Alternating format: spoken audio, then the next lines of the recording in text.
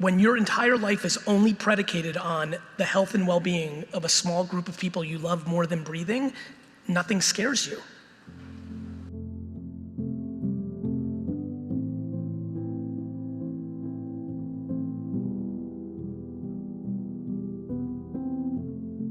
For all the things I talk about around self-awareness or gratitude or things of that nature, what's incredibly clear to me at this point in my career is that from a business standpoint and clearly from a life standpoint, I think we grossly underestimate perspective. I really genuinely believe that life is exactly as you see it. I believe that there are inherently people who are cynical, and because of that, they're just going to believe things are not good or stacked against them. And I think there are people who are optimistic. I think there are people who are practical and delusional and all those things that I think many of you have heard about. But there are a couple things that really stood out for me during this last 18 months. And it really is interesting that one of the categories I'm spending a lot of time on right now that a lot of you know is NFT land. And the way I got there is what's most interesting to me. And when I thought about what do I want to talk about tonight, what can actually bring some value, what's something that somebody can build off of, I really think it's time we start talking about curiosity a little bit more. So I've become incredibly passionate about curiosity. I think that in self-reflection mode, so much of what works for me, there's many things that are part of the equation, there's many ingredients that get me there, but curiosity is not something I saw or really even understood as part of the equation.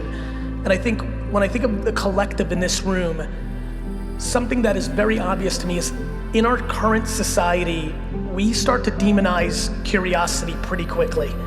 We get a couple of years of it as a kid, but then just subconsciously, it's not some crazy agenda, but subconsciously, we start going into places that overvalue how it's been done, the black and white, the system. So much of what I've always felt as an entrepreneur was a vulnerability of a school system is not the cliche stuff that you might see in my content, but just by nature, all of us spending the majority of our youth in a system that grades us every 90 days, and we pander to a subjective reality within that, really sets us up to eliminate our creativity and our curiosity, makes us subconsciously conform to the short term, and inherently makes us lack patience. The other thing I'm spending a lot of time on is how much we struggle with our relationship in time and with time. We get sold so many things like life is short, which, I think all of us at this point know, depending on the context that you look at a statement or a situation, it changes the altercation. But so many of the rules in society of when you're supposed to have your life figured out, get married, accomplish, is predicated on a world where people live to 45 years old. It's just the reality of it. So much of what we're affected by is how our grandparents were affected by their parents and grandparents, and those fuckers were dying at 40. Of course you should have your life figured out at 30 when you're dead at 47. But we haven't adjusted. 1880 may seem a long time ago, but it's stunningly not. And when life expectancy is in the late 30s and early 40s, and now we're 75, 85, 90, 95, I just think that there's so much confusion in the system, and I just think that we need to have different conversations. Let me give you an example. A different conversation that we need in the business world, that's where I'll keep it, but it's clearly a societal statement, is I'm genuinely struggling why anybody should not be kind. I've watched in the business world for the last 20 years, people justify being cruel to the people that they're a manager of or their admins because they're stressed.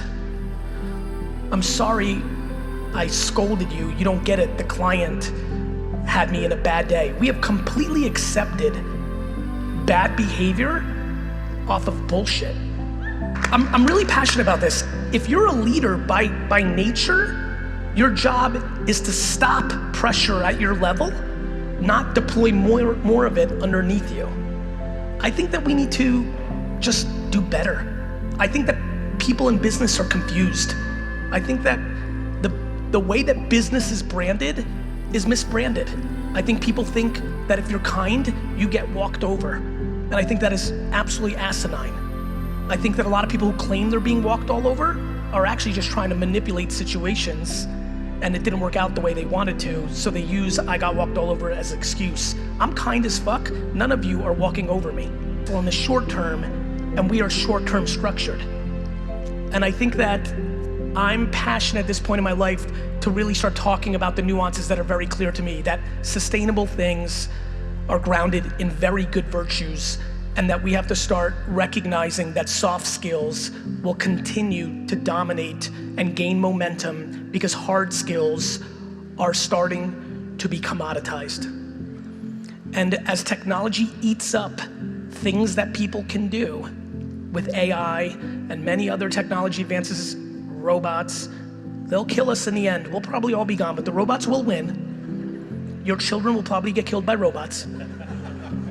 But I think for all of us, as we navigate these next 2, 3, 4, 5 decades, I think it's incredibly important to take a step back and really recognize how much is changing. All these changes, whether it's blockchain or a mature social media or all the other technology things, are fundamentally changing the world. The railroad system really changed shit, right?